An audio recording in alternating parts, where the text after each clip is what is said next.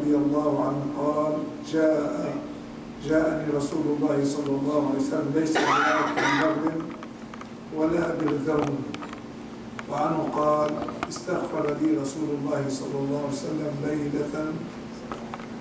ليلة البعيد 5 استغفر لي رسول الله صلى الله عليه وسلم ليلة البعيد 25 مرة. وكان النبي صلى الله عليه وسلم يبر جابرا ويرحمه لأن والده قتل يوم أحد وترك بنات فكان جابر يعودهن ويقوم بأمرهن. روى الترمذي هذه الثلاثة بأسانيد صحيحة. شخصية جابر يعرفها كل المسلمين، وهناك بروز لشخصيته بين الصحابة أجمعين، وهناك من الصحابة من وقفوا في الصف الأول صادقين مؤمنين محتسبين، وهنيئا لهم. فمن سبق بالخير وجاهد في أول لحظات الدعوة غنيمة الأمة بأسرها، ونال شرف حمل هذا الدين إلى قيام الساعة. فمرتبة السبق في الإسلام مرتبة من تفضل الله عز وجل عليه بها، فإنها من فضائل محبته. والمحبة أنواع: ينعم عليك بالخير فإنه يحبك، لكن إذا جعلك سابقا بهذا الإنعام فإن هذا من اصطفاءات الحب. الصحابة بمجموعهم من السابقين، وجماعة الصحابة فيهم من المتقدمين، والمتقدمون فيهم من فضائل الأعمال التي سبقوا إليها ونافسوا بها غيرهم. وتجد كل واحد في هذا المضمار له وسامه الخاص. فسيدنا جابر الشاب المؤمن العاقل هو من هؤلاء الكرام رضي الله تعالى عنه. أبوه سيدنا عبد الله بن حرام، ذاك الذي أراد أن يطأ بعرجته الجنة متجاوزا عذر الجندية القانوني الذي يبحث الناس عنه اليوم ليجدوا فرصة ليديروا ظهرهم بقضية الجهاد، إما لتفتت هذا المعنى وإما لعدم الرغبة وسيطرة الهوى. فتجد الإنسان يفرح ويبشر أهله، وأهله يبشرون أصدقائهم بأن فلانا فيه عيب بسطح قدمه فلا يؤخذ بالجندية، وذاك فيه عيب بتقوس ظهره فلا يذهب إلى الجندية. أي فرص اليوم، ولكن في السابق عندما جاءت هذه الفرص في الشريعة وجاء القرآن يقول: ليس على المريض حرج وليس على الأعرج حرج وليس على الأعمى حرج، يعني يعطي الأعذار من خلال مفاهيم الإسلام لأصحابها. أصحابها كانوا ينافسون غيرهم في التقدم متجاوزين هذا النقص فيه. هذه قضية أمة، وإذا تفجرت الهمة والعزيمة في أفراد الأمة صنعت حضارة، لا من باب الاعتذار عن الواجب بل من باب التنافس على تصيد الواجب بأول لحظاته. وتصيد الواجبات في أول اللحظات دليل على وعي هذه الأمة. فإذا رأيتم في البيوت من يتأخر عن الواجب ولا يؤديه إلا بعد أن يشد إليه أو يجلد من ظهره فاعلموا بأن الأمة في تأخر. وإذا رأيتم الأفراد في بيوتهم ومدارسهم وأعمالهم ووظائفهم يتنافسون في أداء الواجب فهذا هو الذي يتقدم بهم إلى عليائهم. موظف يفرح فيما إذا هرب من مسؤوليات المراجعين ويقول الحمد لله لم يصطدني من المراجعين إلا واحد أو اثنين، وأما البقية فقد استطعت أن أفر منهم بطريقة أو أخرى. كيف؟ فيتعلمون ما يفسدون به أعمالهم. فيقول قلت له غدا وقلت له لم أستطع اليوم الإنجاز وأجلته وذهبت قبل مجيئه إلى غير ذلك. وكان هناك موظف مؤمن نعرفه من إخواننا وأحبابنا أنجز من معاملات الناس ما أدهش مديره النصراني، لأنه شاهد التوقيعات تأتي من هذا الإنسان، إنجاز إنجاز إنجاز. فجمع أوراق الآخرين من المماثلين فعدها 5 أو 6 من المجموع، وعد من إنجاز هذا الرجل 40 أو 45 ورقة منجزة، يعني مصالح العباد. فأدهشه الأمر وما استطاع أن يسكت، فجمع هؤلاء جميعا وقال أخبروني بمجموعكم لم تنجزوا إلا هذا الرقم الفرد على الأصابع يعد، وهذا أنجز أضعاف أضعافكم، فما السر في ذلك؟ لم يستطيعوا أن يتحدثوا أمام الواقع، وهم يعرفون والمراجعون يعرفون.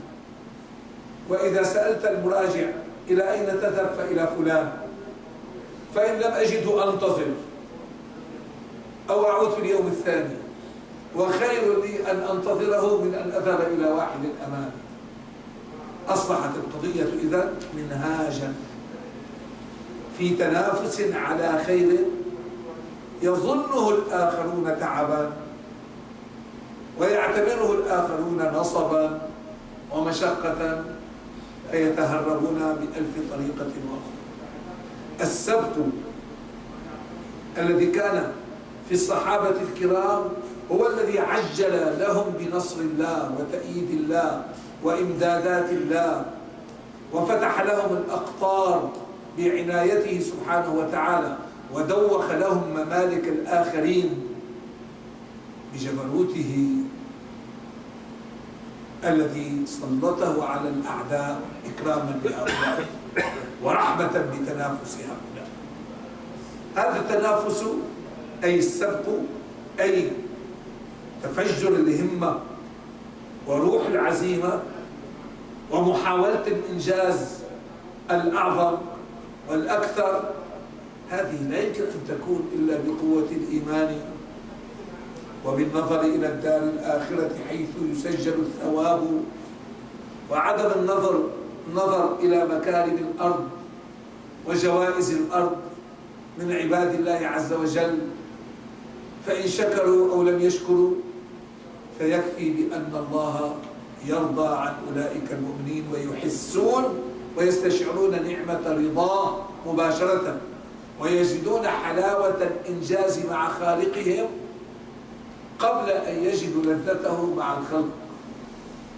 يحبون من هاجر إليهم، إنجاز. ويطعمون الطعام على حبه، إنجاز. وينفقون بالليل والنهار، إنجاز. ويتبرعون في يوم العسرة بأموال أدهشت النبي صلى الله عليه وسلم وبسطت أساريره في وجهه استبشارا بهذه النعمة التي يراها في الصحابة. ما الذي يراه؟ يرى أثر تربيته فيهم تفجر العزيمة، توثق بالإرادة. ولذلك الإنسان لا يفرح من أولاده إذا قضى حياته يشد عزائمهم إلى فضائل حياتهم بالإكراه وتكرير التجديد وتكرار التعب والنصب. فمهما أثمرت هذه الأمور فإنها ثمرة شو نسميها بالعامة منبعجة مناضجة، والإنتاج يكون مهما تبدى عظيما في نظر الأب بأنه ليس نتيجة عزيمة ذاتية، وإنما جلد على الظهر بشكل دائم.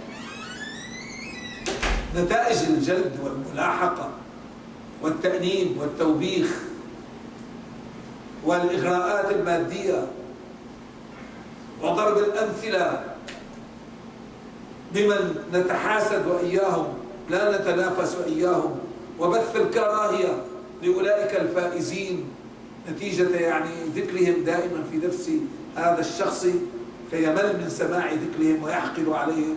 هذه الأساليب التي هي تسوس اليوم الأمة بغالب أفرادها لن تنتج عمالقة، بل ستنتج في ساحات التنافس العالمي أقزام لا يتطاولون إلا بالجلد ولا يتحركون إلا بالجلد، وتلهث ألسنتهم للمطامع نتيجة فرد الجوائز. إذا بتعمل هيك بعطيك هيك، وإذا بتصلي الفجر بناولك الثمن، وإذا ما بتعمل هيك.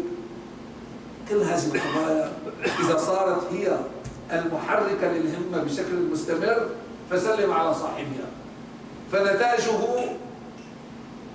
يرتد به إلى الوراء.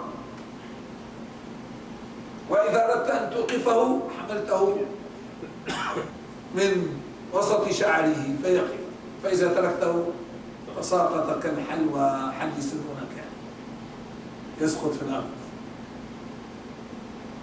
لذلك الأمة اليوم تفتقد مو العدد والعدد، تفتقد روح التربية لإثارة الهمة في عزائم أفرادها. وإذا ما استيقظت هذه الهمة الذاتية وما استطعنا أن نصل إليها لننفخ فيها الروح وما عشنا ظلال هؤلاء ونحن نذكر نماذجهم في الأرض، صارت في الأمة قضية أساسية: قلة من النخبة والبقية يتفرجون. بس تصير وظيفة الأمة التفرج على النخبة، مثل الملعب يعني في الكرة تجدون 100,000 من مصر مثلا يتفرجون على عدد محدود 11 أو 20 لاعب، ومن هذول ال20 يتألق أبو ركبة وأبو ركيبة وشو اسمه أبو تريكة وشو المهم شرط تصحيح يعني مرجعنا هذا المرجع مؤسسة المرجع. فهذا فقط تسلط عليه الضوء. ألا تخجل الأمة تجتمع بمئات آلافها لترى واحدا أو اثنين تهتف وتصفق وتعلن بأنها انتصرت على دولة وعلى شعب من خلال بعض الأفراد؟ هذا خجل. واليوم السوق العالمي هكذا، السوق العالمي يركز اليوم على تربية نخبة يرضعها يسمنها يدجنها يعلمها يعقلها فتأخذ جائزة نوبل، لكن على كافة الشعوب أن تقف متفرجة على إنجازات أفراد، وإنجازات الأفراد تستثمر ثمنها مال.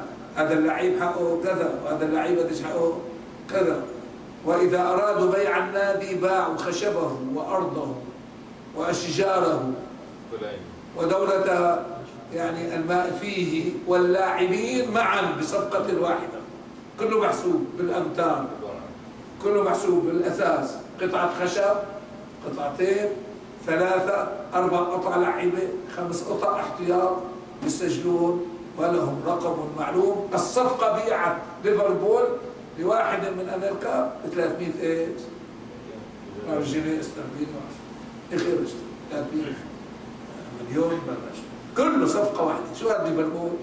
اللام يعني تعرف، والياء شو يعني، والفاء شو تعني يعني، ومن جملة هذه الأمور الآن نخبة تصنع لأمة في العلم خطأ. طلب العلم فريضة على كل مسلم. المجال البدن، القوة. المؤمن مو النخبة، المؤمن القوي خير وأحب إلى الله من المؤمن الضعيف. نفخة في الأمة كلها. الفقر والغنى. المال ثروة سياسية توضع بيد السلطان، توزع بالتكافل لإحياء أفراد الأمة، ويطوف السلطان على البيوتات لا لإنشاء نخبة من المستثمرين والبقية من المتفرجين المصفقين المهللين لإنجاز بعض الأفراد، كما يحدث اليوم في العالم. فرد واحد تصفق له كل الأمة وهو صاحب السلطان والبقية خدم. لا لا لا لا، توزع الثروة حتى لا يبقى محتاجا فقير، وتمنح فرص العمل للجميع، وبعد ذلك يبدأ التنافس. يبدأ التنافس مو بين فقراء لا يملكون شيئا ومن أصحاب ثروة هم مالكو كل شيء. هذا مو تنافس. هذا إذا بدك تنافس صحيح وحد لحظة الانطلاق. الكل أخذوا حظهم ثم بدأوا يتنافسون من نقطة التساوي وتكافؤ الفرص. وتكافؤ الفرص لا بد من هذا. فالثروة لتكافؤ الفرص، وفي أموالهم حق معلوم للسائل، نفتتها بين الأسرة حتى لا تصبح مكدسة في يد الفرد. فوضع نظام الإرث للتفتيت، ثم صارت الدعوة لإيتاء ذوي القربى، ثم بدأت الدعوة لإطعام الأرملة والمسكين، ثم فتحت لتكون رحمة للعالمين في مشارق الأرض ومغاربها. فتقول قيادة الثروة: لم ننصفك أيها اليهودي. وهم أهل الذمة عندما رأوا في حالة بائسة قال: كيف هذا؟ كيف صارت هذه القضية في مجتمعنا؟ أخذنا منك الجزية شابا وتركناك شيخا أرسل سائر. فهذه القضية في عملية المال والثروة والقوة والفن والعلم تجد الإسلام يعممه، لأنه يحارب سيطرة نخبة على أمة، يحاربها. لأنه إذا كان هذا الأمر فالتوازن مفتقد والاستبداد موجود والخطر لا بد إلا أن يكون جاثما فوق رؤوس. من خلال الاستبداد تنطفئ همتها ولا تجد سبيلا لظهور تحدياتها وطموحاتها، فتقع فريسة استهلاكية للنخبة يستهلكون بها علمهم وأبحاثهم، ويستهلكون بها سلطتهم، ويستهلكون بها ثروتهم دون أن يصل منها شيء، لتكون أداة استهلاك لمتعة أولئك. هذا شيء لا بد. بينما في الصحابة تجد نخب، لكن أين تجدها؟ في عامة الناس وفي بسطائهم وفي أكابرهم وفي رئاساتهم. فتجد أبو ذر صديق لبلال رغم التفاوتات، هذا زعيم قبيلة الغفار، بنو غفار، كان يستطيع من خلالها أن يقطع الإمدادات عن قريش. أسرة كبيرة وقبائل عظيمة، هو في قمتها مع من يعيش همته، يعيش مع بلال.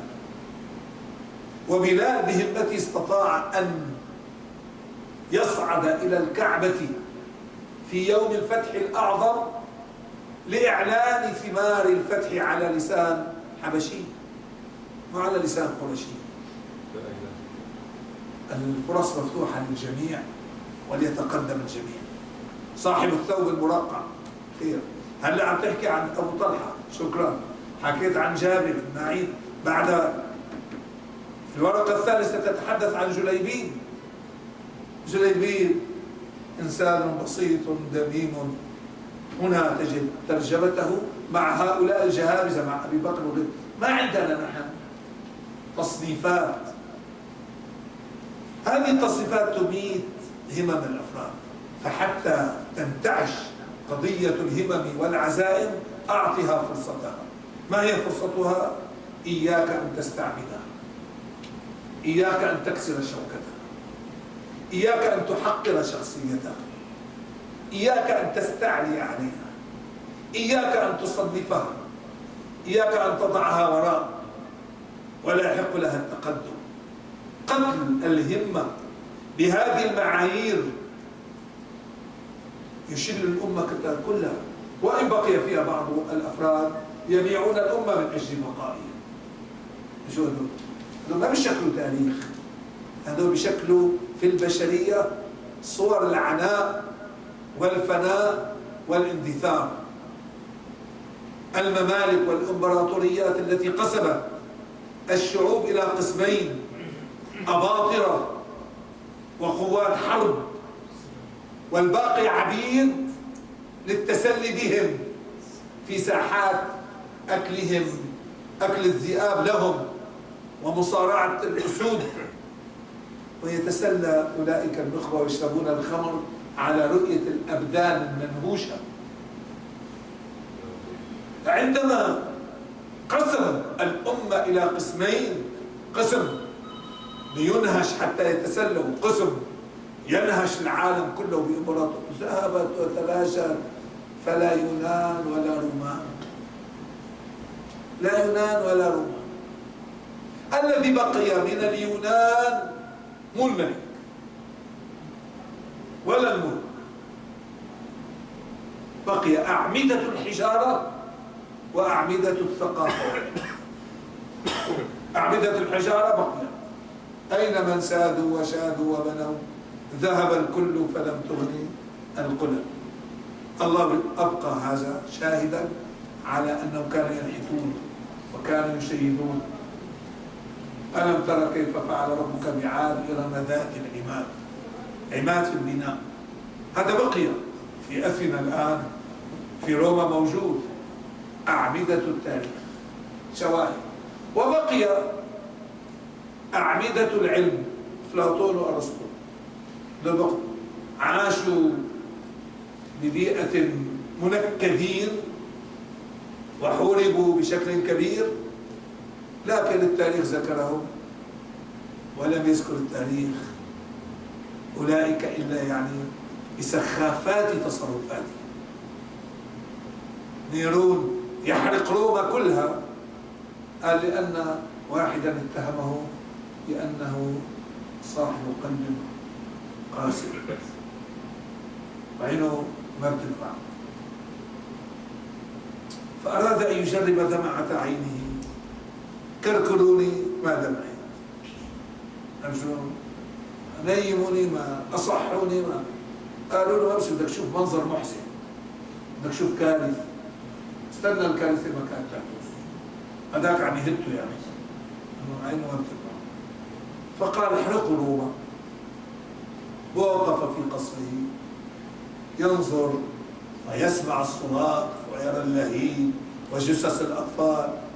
يعني حاول بعدين غلغلت عينه. الله أكبر الله أكبر. صفقوا، فقال أعطوني زجاجة، وأخذ الدمعة حفظها. روما عم تحترق، سخف يكاد يكون كالقصص والخيالات.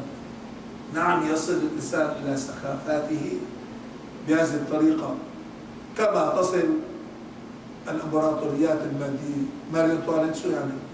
كانت حبيسة قصرها ولا تعرف القصر إلا أن تأكل، فإذا شبعت تقيأت عشان تأكل مرة ثانية. لأن شيء بملك كل الطيبات موجودة، وتنقطع شهوتها لامتلاء بطنها، فتضطر إلى تفريغ ما في بطنها عسى أن تجوع مرة أخرى. فلما سيق بعض الناس إلى سجونهم من خلال ثورة، ورأت أجسادا نحيلة من شدة الجوع، قال ما بال هؤلاء يتركون الطعام من أجل أن ينحفوا؟ شددوا على أنفسهم في الرجيم. يعني أنا لا دمر لي عاملين رجيم، لكن شو هؤلاء الذين لم يجدوا خبزا فقاموا بثورة، قالت ويحهم فليأكلوا إيه؟ قالت أنتم تسمحوا نكتة، لكن هذه حقيقة. ماري أنطوانيت هكذا كان تصورها عن العالم الخارجي، حتى جاءت المقصلة وقطعت عنقها لتشعر بالفناء خير لها من البقاء، وليس فناء إنما وجود جديد يعاد فيه الرشد، ولكن في نار جهنم، يعاد فيه العقل في نار جهنم. إذن عندنا إمبراطوريات قسمت فزالت، وعندما ساد العدل في الجميع وجاء من يوحد ما بين الأسود والأبيض والعربي والأعجمي ويعطي أهل الذمة حقوقهم ويبكي لبكاء طفل ويح عمر كيف منع أو أعطى الخراج أو أعطى مالا أو أعطى مساعدة إلى غير ذلك، صار يبكي ويحمل كيس الطحين على ظهر سادة هذه الأمة، وارتفع وحلق في فرس حلقت فوقهم، في رومان أبكت عيونهم، وسارت في رحاب الأرض محبتها حتى عندما خرجت بفعل فاعل أو بتأخر بقيت آثارها محبوبة. فإذا هدموا مآذن سراجيفو مدينة المآذن، إذا هدمها صرب في كل قراها وما حولها، فإن المئذنة والمسجد يعني حبا بالإسلام. وأين الإسلام؟ وأين من يمثله؟ ما له دولة. يعني عندما يحبون الإسلام في ألبانيا أو في إندونيسيا، من هي الدولة التي يتبعونها؟ ما في. لكن يذكرون بأن قائدنا وحبيبنا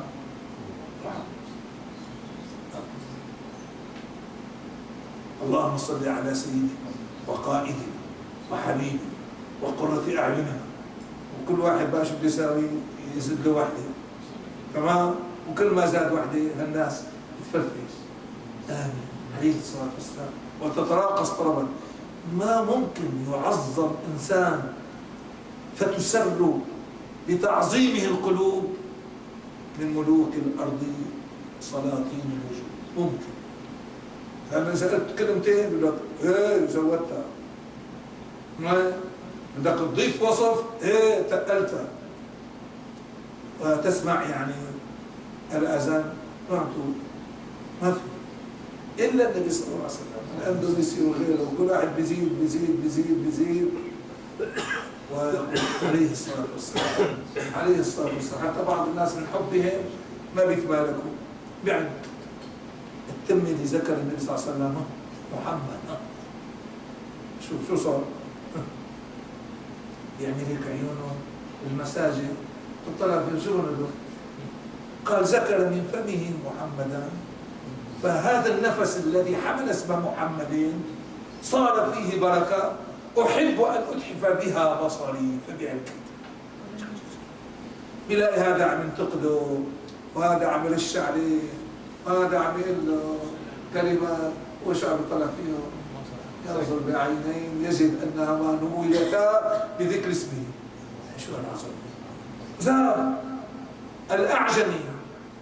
كل البلاد بمختلف أقطارها لا تتبع دين دولة ولا تتبع سلطان دولة ولا تطبق أحكام دولة، وإنما تطبق شريعة الإسلام.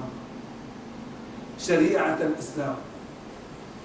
يكون معهم فلوس قاعدين ببريطانيا إخواننا من بنغلاديش ومن الهند ومن الباكستان صاروا تجارا، يشوفوا البنوك كلها حواليهم. أي بنوك؟ السلطة البريطانية. حطوا أموالكم، خذوا أموال لا نأخذ، هذا حرام ربا. من الذي يحكمه هؤلاء؟ سيدنا محمد صلى الله عليه وسلم اللي بيحكمهم بقى امبراطور بريطانيا، فبيجوا هن بيحكموا عليه. طلعوا البنوك ببعض البعض بيقولوا عم يروح علينا المصارف مع هؤلاء. شو بدكم؟ مصرف إسلامي. بيسألوا له المصرف الإسلامي بريطاني، بيجوا بيقولوا الآن سنأتي. لك يا أخي عم ناخذ منكم مثل ما عم ياخذوا أولئك وربما أكثر. نعم خذوا أكثر بس شريعة إسلامية. طيب هناك أقل، فائدة أقل، لا شريعة شيطانية، شيطان. شو شيطان؟ نار جهنم، حرب من الله. إذا من الذي يحكم هؤلاء؟ القانون البريطاني؟ لا يا أخوان. الذي يحكم هؤلاء في معاملاتهم وتجاراتهم شرع الله. هذا صاحب السلطان الذي دخل إلى القلوب من خلال زرع المحبة في الجميع ومنح تكافؤ الفرص للناس أجمعين مهما كان لونهم ومهما كان شيء. هي فجرت طاقات الحب. الحب فجر طاقات العزائم، والعزائم كونت همة عند هؤلاء الرجال.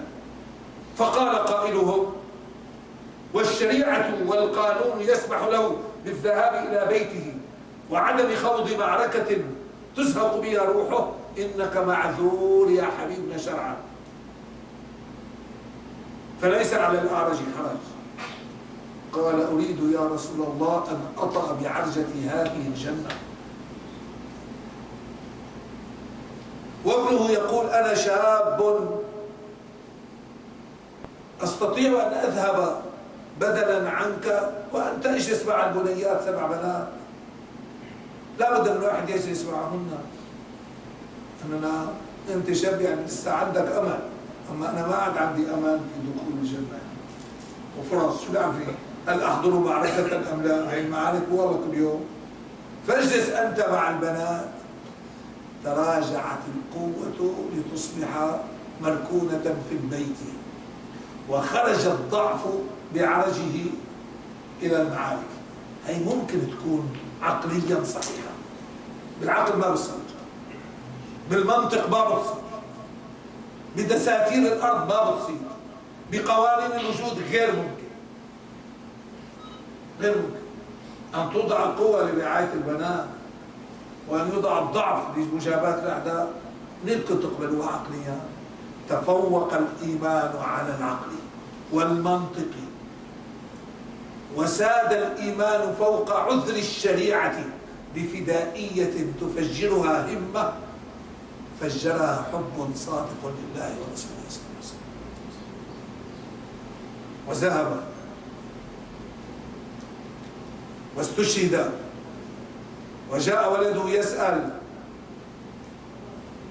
وقال له: صار في الملأ الأعلى، والرب كلمه كفاحا وقال: تمنى علي عبدي، وتمنى أن يعود إلى الدنيا ليقتل أكثر من مرة. هي همة تدفع صاحبها بعد أن يصل إلى النعيم أن يعود إلى المعركة. تذوق حركة الهمة أطيب من نعيم الجنة عند هؤلاء. النعيم قد يشعر الإنسان وهو في أوج تطلعاته أنه ركون وانتهاء للتكاليف. يحب بعض الناس أن يصلوا إلى انتهاء التكاليف وهي الجنة، نحب. بس في ناس فارت عزائمهم وتألقت مكارمهم، فصار حب المجاهدة من خلال الهمة أطيب على نفوسهم وأماني قلوبهم من نعيم الجنة. إيه؟ قالوا رجال، بس الله عز وجل أنهى أقداره وأنهى أحكامه، أنهى أقداره وأنهى أحكامه، وقال: سبق مني أنهم إليها لا يرجعون. يعني بقدر لك هذا الأمر، ما له لا يجوز ولا ينبغي يقعد يتحرك عقلنا. هلا نحن قاعدين بمنطقية ايش؟ المناقشة ومنطقية الكلام وغلبة اللفظ. نعم، هي شغلات ما بتدخل هون، ولا ترسل ورقتها للنقاش المنطقي والعقلي. الله معكم. لك وين؟ هي ترسل إلى ايه؟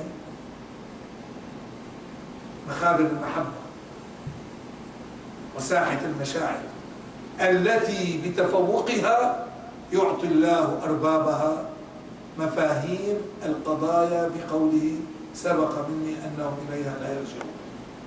مو أنه عملك ومطلبك إيه؟ مو صحيح. والدليل على ذلك قال له أخبر من ورائي بهذا المطلب حتى إيه؟ ما يجبنوا أمام المرة الأولى التي يستشهدون فيها. أنا عم بطلب تكرر، فإذا أتيحت لهم فرصة أن ينالوا هذه الشهادة فإياهم أن يترددوا، إياهم أن يترددوا، فهي نعمة. أنا أطلب إعادتها، فأخبر من ورائي يعني ليبعث بمن وراءه شو يبعث؟ الهمة التي يجب أن لا تخبر. يعني الصحابة من بعد موتهم ربونا، نحن من آثار تربية سيدنا عبد الله بن عمرو. إذا فينا شيء من الهمة فهي منه.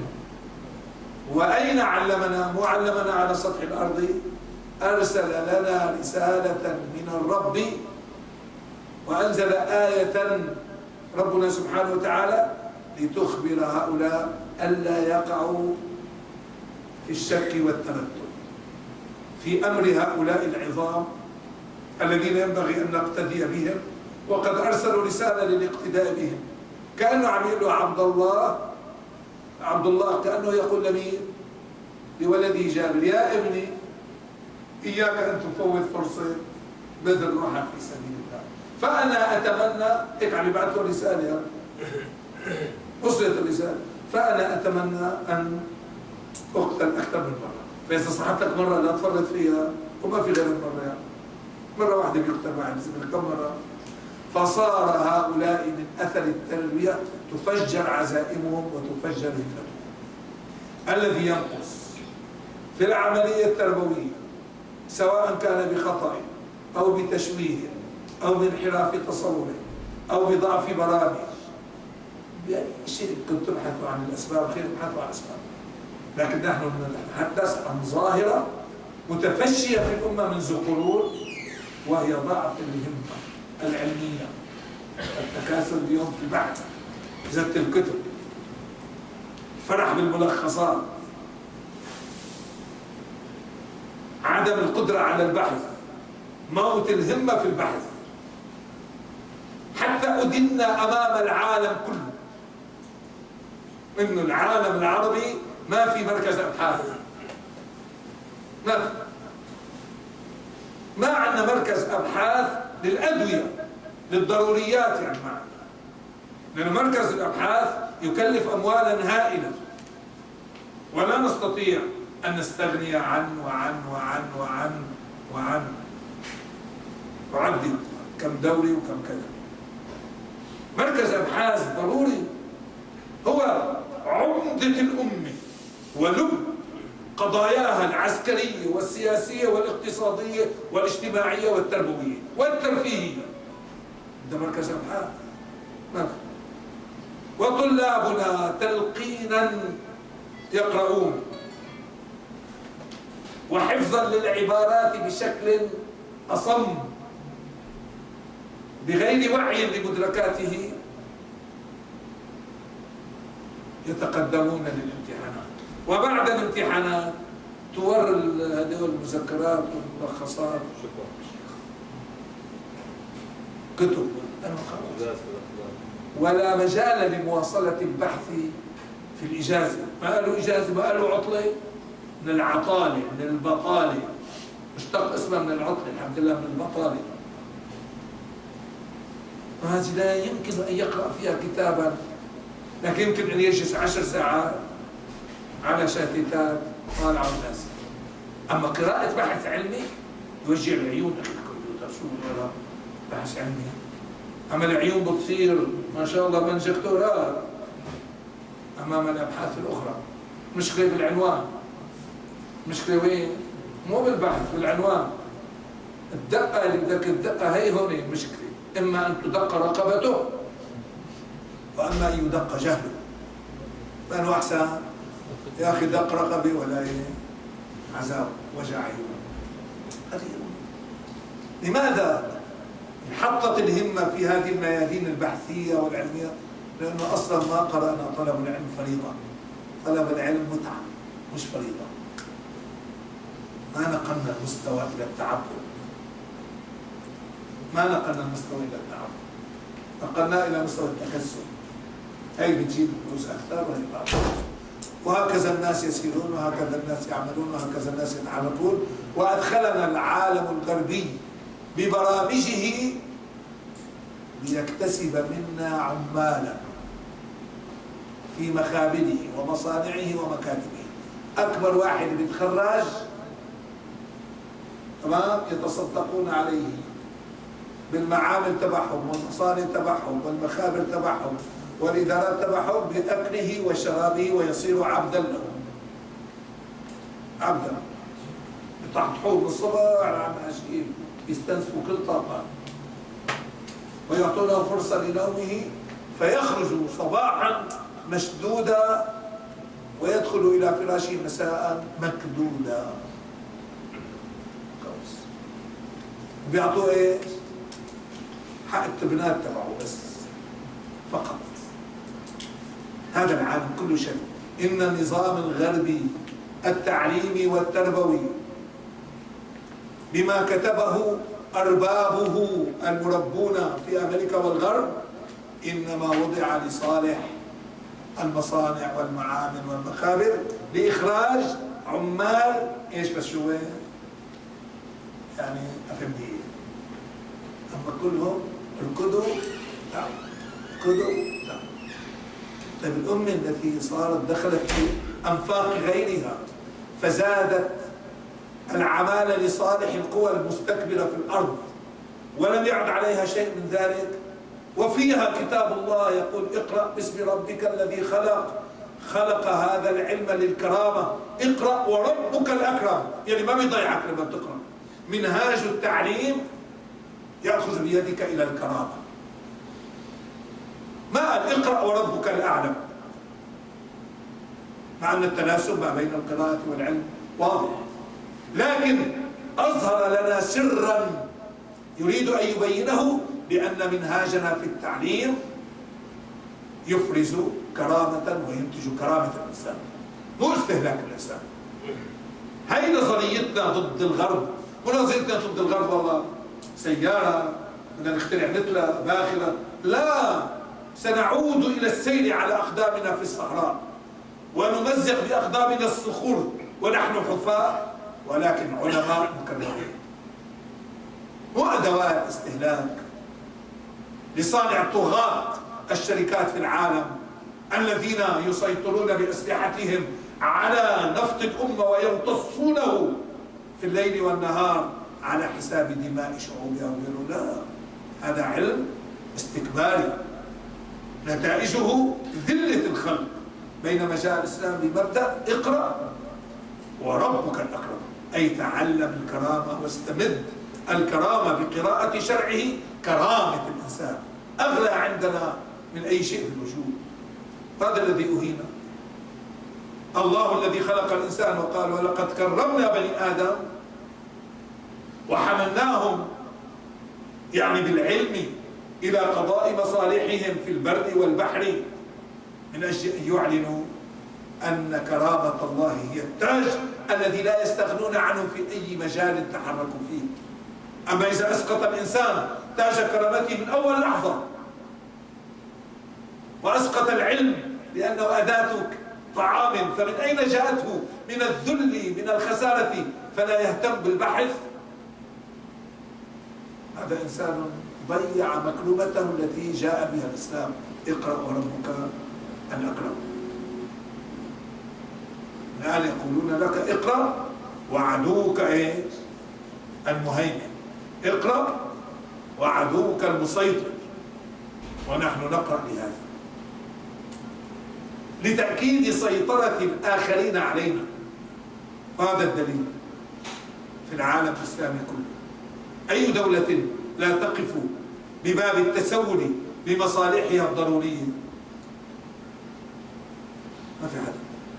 كلهم يتسولون المصالح الضرورية من الدواء والغذاء والماء والقمح وغير ذلك. نهدد بلقمتنا وعندنا هذه الشريعة تفجر همتنا. بدنا أب إذا راح للآخرة ابنه يسمع صوته: يا بني صن العهد، يا بني صن كرامتك. دائما بيسمع صوته من خلال آثار أبيه. أما أب مستنزف لآخر لحظة من أجل الكوسة والبندورة والبوط اللي بدنا إياه أصلي وعشو، ونحط مطالبنا التي ترهق الدنيا وتجعل الأب مستهلكا. ليس نموذجا، هذا ليس نموذجا. بصير لما بيروح الأب عم يبعث رسالة: ما بدي أطلع مثل أبي، أنا بدي شوف لي شي شغلة بأي طريقة ما تخلص فيها من العناء، فلا يجد إلا باب الانحراف التجاري والاقتصادي والتسرع إلى غير ذلك، فيلهث وراء أوهام ثم يقضي بإعيائه ويلحق بالآخرين. بدنا أب إذا راح الجنة يحكي مع ابنه: يا ابني صن البنات وصن كرامتك وكرامتهن. يا ابني إياك أن تتقاعس عن الجهاد في سبيل الله وبذل روحا في سبيل الله. هي رسالة سيدنا عبد الله بن حرام مين؟ ولا ابن باز، كلكم أولاده. ولا تحسبن الذين قتلوا في سبيل الله أمواتا. أنت بتقراها اليوم ندية طرية من سيدنا عبد الله إليه، بل هم أحياء عند ربهم فرحين. عملك أنا فرحان.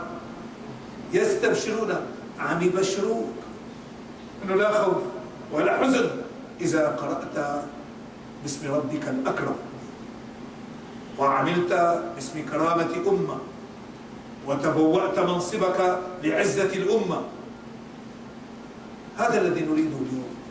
فما بيتفجر هذا في أطفالنا إلا بأن نذكر لهم هذه الروايات عن هؤلاء. عن سيدنا جابر: إجا النبي صلى الله عليه وسلم عندي، لك لا راكب بغلة ولا راكب حصان ولا راكب، ماشي اسلم لي عينه وأحلام. بس أنا جاي تعب حاله. نقل جابر أثر مودة ويقول أيضا: لقد استغفر لي الرسول صلى الله عليه وسلم ليلة وليلة البعير 25 مرة استغفر لي. أنا ليلة البعير اللي اشتراه منه النبي صلى الله عليه وسلم، بتعرفوا بعدين كان تعبان، هل كان اشتراه النبي أم صحيح كذا. ردت رجعت عينه لوين؟